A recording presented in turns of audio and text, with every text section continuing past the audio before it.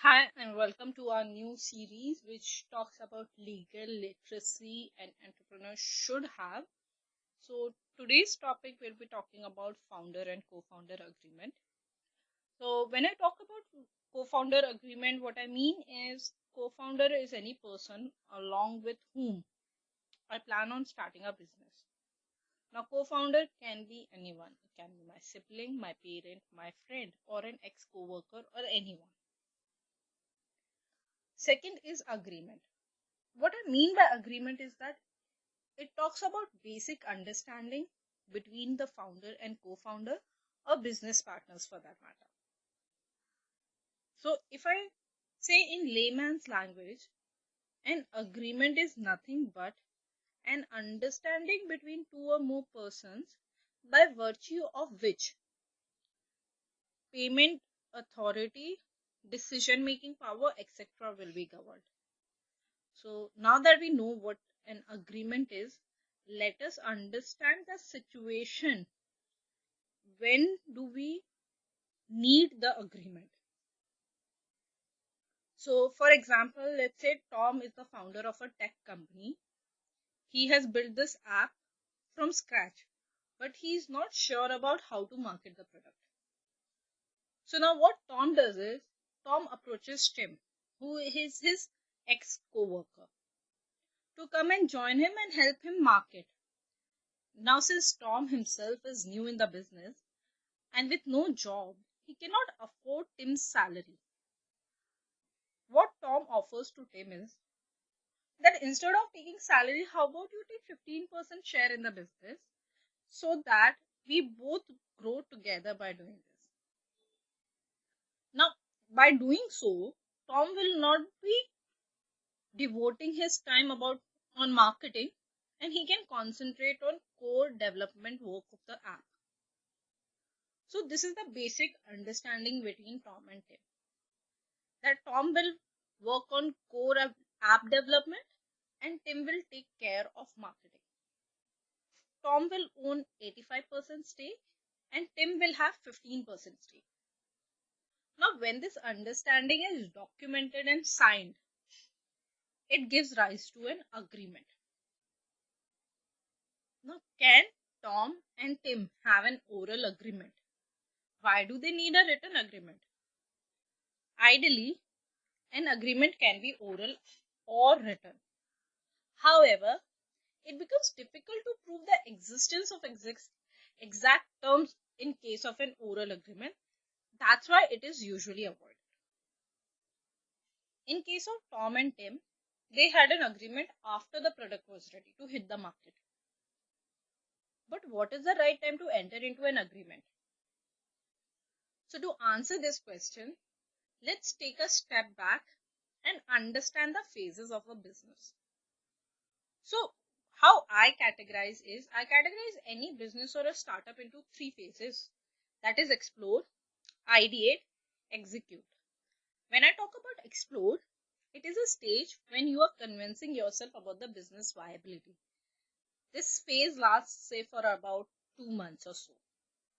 Second, ideate, when the development starts, when you get your hands dirty. This phase, let's say, goes for about 6 months or so. This is like a product development phase.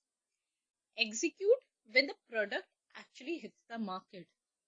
It takes, let's say, approximately 1 month to come from the ideation stage, but it is a forever going task because you will keep on doing the work.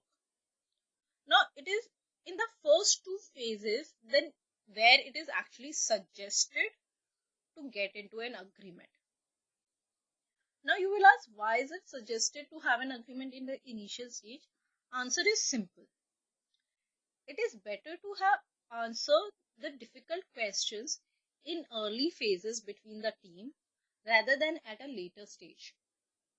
Also, when you discuss about the issues, it reflects the mindset of opposite party and their expectations, which if cleared at the earliest reduces the chances of fallout in the future. Now, what is an ideal agreement? So So there is no ideal agreement. What worked for Tom and Tim might not work for Jack and Jill, because no two business will have same set of issues, or no two founders will need the help of co-founder in the same segment. However, there are few major points that need to be present in an agreement. So how I have categorized is like there are roughly 6 issues or 6 points that should be there in an agreement. 1. Ownership. Who will own what percentage share in the business? Confidentiality agreement. Now, when I talk about specifically related to software companies or any unique product, a NDA provision, that is non-disclosure provision, so that your idea is not disclosed to anyone else unless you get into the market. Voting power. Who will have voting power and the extent of rights in case of dispute? 4th, roles and responsibilities of each of the founder or co-founder, which means the set of work functions each co-founder has to perform towards the growth of business. 5th is compensation. Now this will mainly involve how co-founders will be compensated, co-founders or founders. Now will they get a salary? If yes, then how much and at what stage? They can withdraw profits. The last one is exit formalities.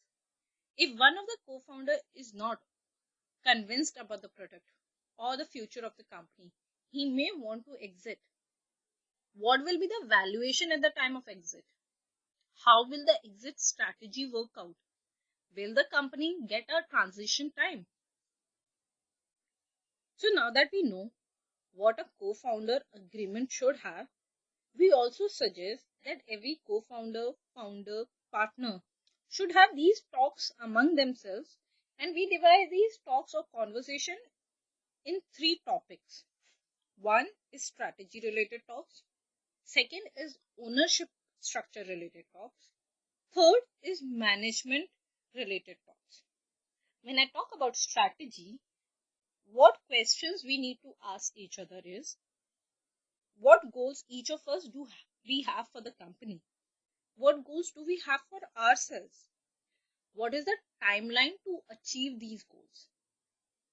When I talk about ownership structure conversation, it should involve who gets what percentage in the company, who will contribute what to the company, how much capital each will bring. When we come to management related talks, it should ideally answer to certain questions like, how will key decisions and day-to-day decisions be made in the company? What happens if one of us wants to leave? What happens if one of us wants to sell the company? What happens if we take longer than we expected to get a product up and running? Can we each launch other startups while working in this together? What if we end this venture and one of us takes the idea further in future?